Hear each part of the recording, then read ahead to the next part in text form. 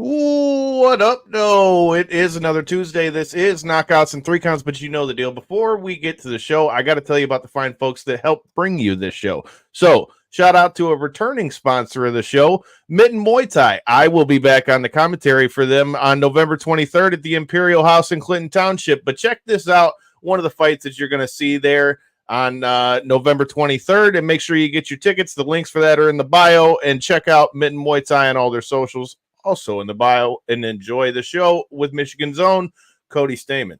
I'm not impressed by your performance, to be honest. Strong words from the new challenger, Mason Shalai. We're going to face them off right now. Mason Shalai, a two-time provincial champion, one-time TBA champion, and one-time representing international champion.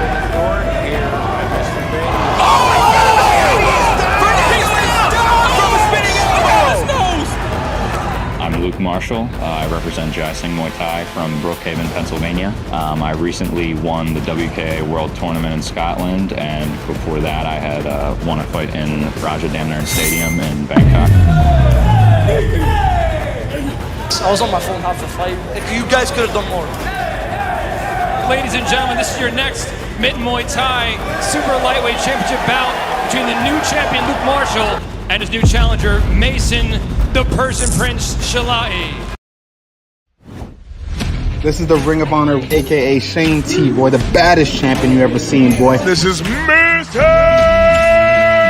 Anderson. This is good old JR Jim Rock, and you are listening. You're listening to Knockouts and Three Counts. We got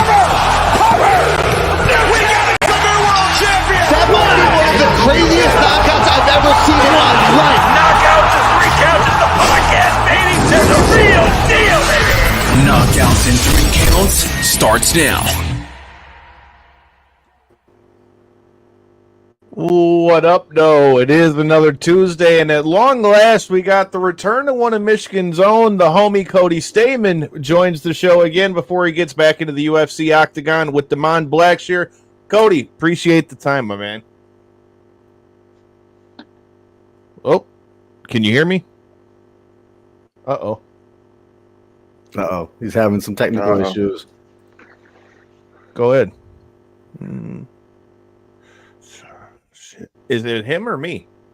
No, I can hear you, Kyle. I can hear you. Yeah. Uh-oh. Okay, so Cody's froze up. We can't hear him. Uh-oh. Let me see if I can mute him, unmute him. Anything? No. I just tried to mute him, unmute him. Uh-oh. See if you can't send him a message. Have him. I'm getting to it. But, boys, how you guys doing on a Tuesday while I get this to Cody? Was doing good, until the illustrious technical difficulties, that is the internet. That's how it happens when you do this over the internet, man. Yeah. That's how it goes sometimes. Always fun. Any better? We got to reconnect. You got to find that unmute button somewhere. Nope, I'm taking care of that as we speak. Yep. But, honestly, doing good, man. Last little bit of the good weather here up in Michigan, man. Trying to enjoy it, as always. Got the helmets behind me because I'm out here using them, getting a couple miles in, nothing too crazy. Got to hang out with the family today. Oh, good day. No complaints. What about you guys? Hey, can't complain, man. I'm ready for Halloween. I'm ready for Cheapy Creepy this weekend. Shoot, I guess until Cody gets in here, man, I want to hear you guys' thoughts on the Francis Ngannou fight. Because that's definitely something I want to bring up and talk about with Cody training at Xtreme Couture. Here we go. Let's see if we got him back. Yeah. Yes, I can hear him now. The man can speak. He's not a mute, I promise. I don't know what happened. It literally just cut out, and I could see all your lips moving, and I'm like, I don't think. It was weird. It was like you went from sounding okay to just like all we could hear on our end was like, it was like RoboCop got you or something. Yeah.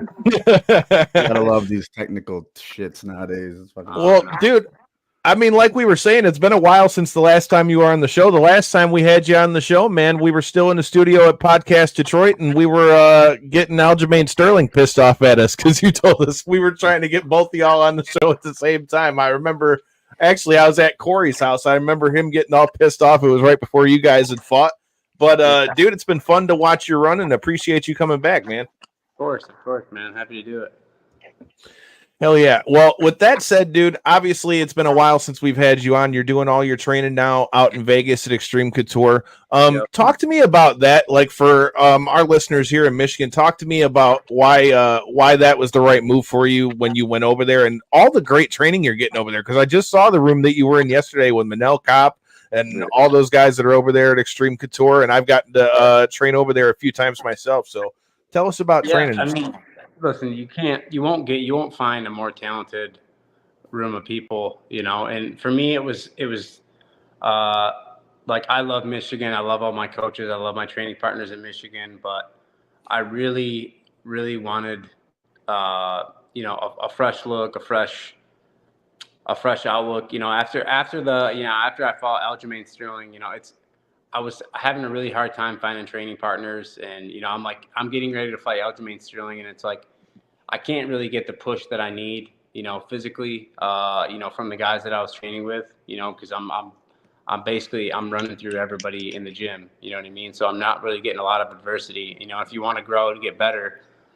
you know, you need people to push you. And I came out here because of an injury originally, and I wasn't really planning on staying long. But after I saw like all the resources and all the training and everything that you could do out here, I was like, man, it's going to be tough to go back to Michigan knowing like I had the UFC PI and, you know, physical therapy whenever I want, you know, free food, you know, there's so many benefits to training in Las Vegas. And then, you know, the weather, it's nice, it's sunny, you know, 350 days a year. So it's like, all right, I can get used to this. And then I just never went home. You mean you don't miss this bipolar Michigan weather?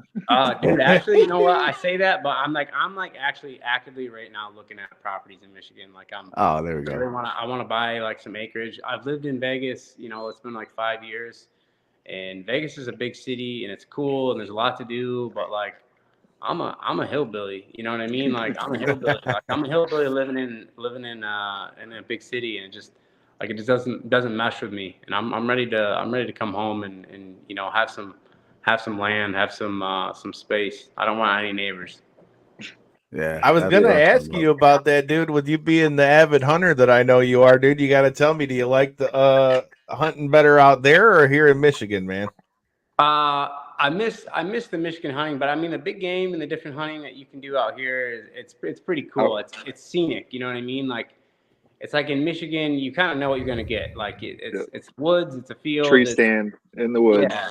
And out here, it's like you're up in the mountains, man. You're in the middle of nowhere. You're 4 hours from civilization. I've hunted in some really, really cool spots in Nevada and Northern California and Utah. So I've been pretty lucky out here to do some pretty cool hunts. Yeah, I've seen some crazy clips, man. Some of the voyages them boys go on. They, you know, yeah. The out west hunts are totally different than like you were saying out here in the Mitten, man.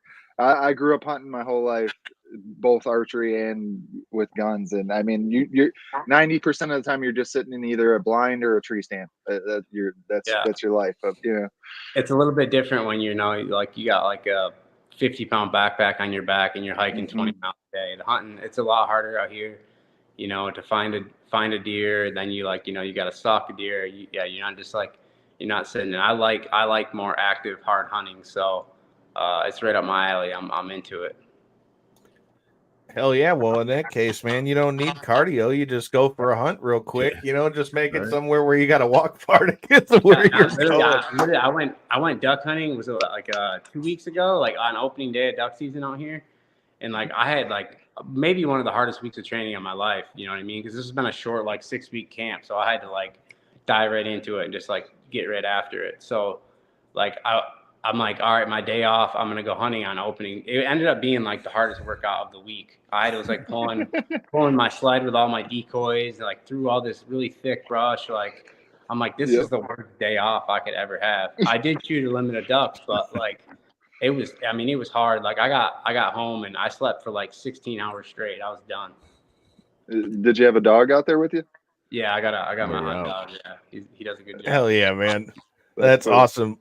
Well, with that being said, dude, and talking about the 6-week camp and having the short camp, man, how are you feeling about facing Da'Mon Blackshear over here, man? Because as your record shows, you know, every time you've had to come back off a couple of losses like you are in this fight, you always do so emphatically. So I like this matchup, but I want to know how you're feeling on it.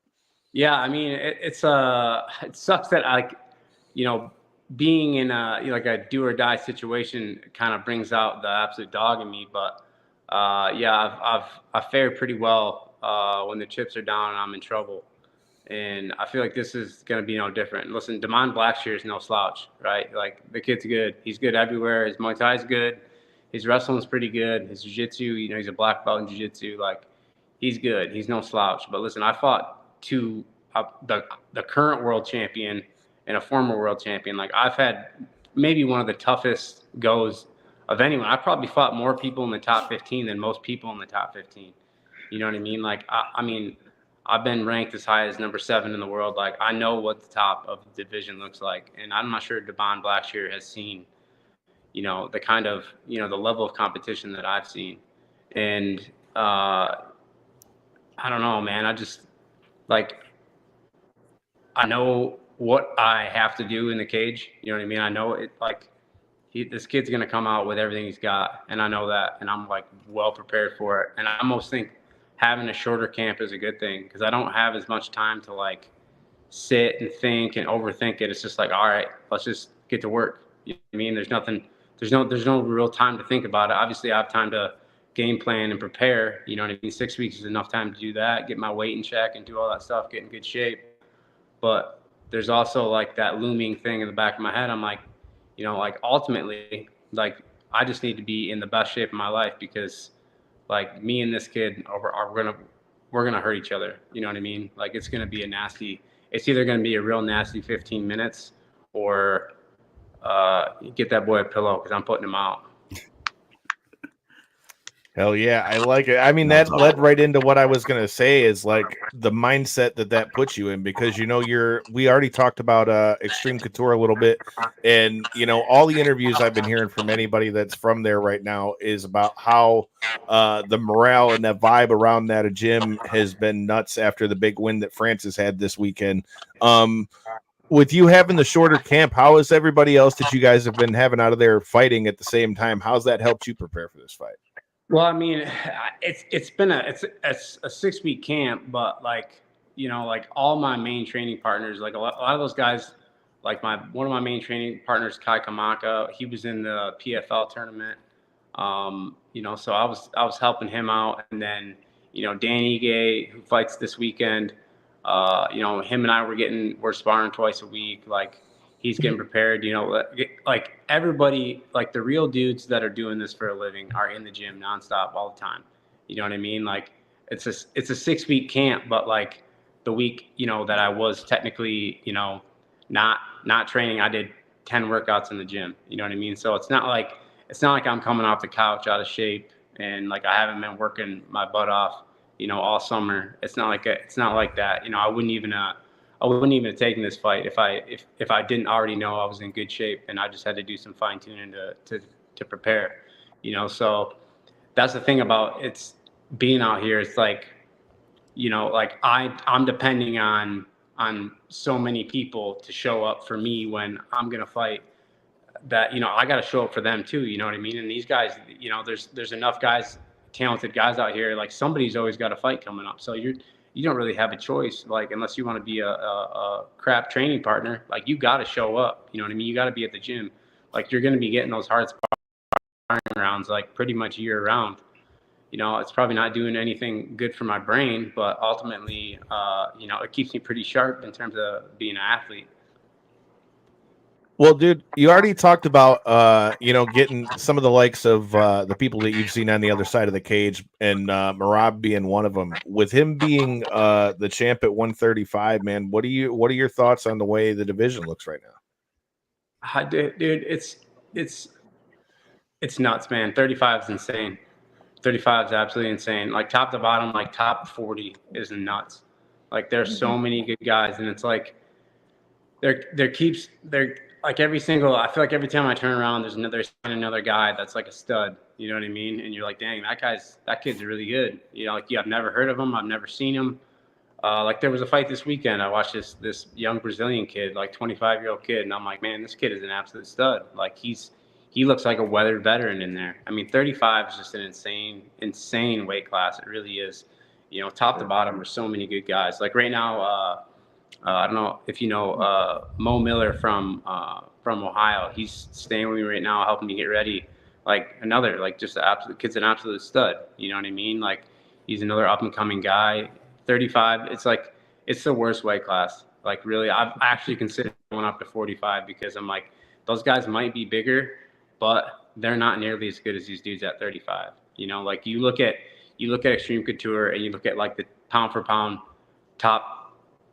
the best guys in the gym, like 6 or 7 of them are 35 pounders. You know, it's crazy. You know, there'll be like 6 or 7 UFC fighters or PFL fighters, you know, in the gym at 35. It's just insane. Yeah. Well, I mean, it's a wild weight class right now. I mean, the ascension that like both the athletes have had, like you said, the ability to continue to farm talent for that division has just been insane. I mean, like you said, I mean, pretty much word for word, it seems like if not every other card, at least once a month, there's some new 135 fight. Both of the guys competing, you may know one or you may not, and you're just left like, man, that guy could be something, and give him 2 years to, you know, really get his skills together. And it's like, that division's on fire right now. That's for sure. Yeah, it's insane. And then like you got the fights coming up. Like I just saw today, actually, it's official. Song Yadong and Umar Nurmagomedov are fighting. Like that's gonna be a banger fight. I mean, that's. Yeah. I mean, I'd imagine if Umar wins, he's probably next up for the title shot. You know, like that guy. I mean, I thought he was purely a grappler, and then he goes out and like beats Corey Sandhagen in a kickboxing fight. I'm like, dude, like how good is this kid? You know what I mean? Like how's Merab gonna fare against him? And then there, you know, there's a bunch of other you know, dudes in the top 20 that you're just like, man, like this dude, like if all he needs is a few good wins, string together a little wins to get a little confidence. Like it could be, you know what I mean? Like that guy might be the next world champion too. Like you just don't know. You know, it's just about momentum, timing, matchups. You know, there's so many different ways the division could go. Like I literally have no idea. And like I think about that for myself. I'm like, all right, so I go take out Da'Mon Blackshear in November. It's like, what's the better bet for me? Do I go after somebody in the top 15? Do I, you know, fight one of these up and coming killers? You know what I mean? Like, I really don't know. Like, I don't necessarily think there's an easy fight at bantamweight. You know what I mean? Top to bottom. Like, there's not a guy that you're like, that's the guy I want to fight because I'm going to run through that guy. You know what I mean? Like, there's just not. Like, every single dude in the weight class is good. Like, he brings something. He's either got a ton of experience or, you know what I mean? He's got crazy knockout power. He's got crazy good grappling. Like, there's no slouches. And like in a lot of other weight classes, like you see it. You see there's you know, there's like the upper echelon guys, and then there's everybody else. And then at bantamweight, it's just like everybody's good. Yeah, dude, and that's the best part about that division. Like you said, it definitely might be the most action-packed one in the UFC. But with that said, I mean, before I get your thoughts on this fight that's going down this weekend, man, how do you see this fight with you and Blackshear ending, bro? You know, I think he's tough. I don't think he's just gonna go away. You know what I mean? I think I'm gonna have a hard time getting to him at first. You know, because he's a rangy dude, and I think he probably kicks and hits pretty hard. I think he's going to force a lot of grappling exchanges, but, you know, I definitely think that my wrestling is a lot better than his. I don't think he's going to have a hard time kind of implementing, like, the kind of game plan that's kind of led him to win a couple fights in the UFC. And I think he's going to make a mistake, man. I've seen him rush in. I've seen him do some silly stuff in the cage. We're fighting at the Apex. It's not a big cage. Like, he's not going to have a lot of room to run around. Like, I'm going to get to him eventually, and once I start putting my hands on him, like, it's going to be a tough night for him. I don't know if it's going to be a 15-minute absolute banger, or, you know, I really do think that I can land that shot that's going to just, like, straight put his lights out. But we'll see. We'll see. But I'm pretty confident that I'm going to end his UFC on November 9th. You heard it here first. Well, dude, before I let you get out of here, you got to tell me who you got, Max Holloway or Topuria this weekend. Man, you know what? I got to respect Ilia Topuria's skills. That dude, he's the best boxer I've seen in the UFC, straight up. I haven't seen anybody that, like, finds that boxing range as well as he does. Like, he's patient. He can obviously put your lights out with one shot. Like, he's not TKOing people. He's putting people to sleep. And he's done it consistently throughout his career. Max Holloway, though, I don't know. I've seen Max Holloway in some absolute wars, and I've never seen that dude so much as stumble. But then, his last fight with Gaethje put him on the ground. I do think Max Holloway could win this fight. I think he could outscore him. But I got to question, how much damage has Max Holloway taken in his career? You know what I mean? And now he's fighting probably the biggest puncher he's ever fought. Listen, your chin doesn't get better as you get older, it gets worse, and that dude's been in some absolute wars. So I got Max Holloway by decision, or I got Ilia Topuria by knockout. Those would definitely be, that would be, if I was putting money on, that's what I would do. You heard it here first. Don't go to Drop Zone. Listen to what Cody Stamann's got to say. Well, brother, man, I know you've got places to be. Shout out to our other sponsors, Potter's Tree Service. Make sure you check them out. If you need to get your lawn cleaned up, any of that good stuff, hit them up. And make sure you check out Cody inside that UFC octagon against Da'Mon Blackshear. Brother, man, appreciate you. We'll definitely have to do it again soon, my man. All right, appreciate you guys. Yeah, we'll do it after I knock this kid out. Yes, sir. Yeah, Later. man. Later, man.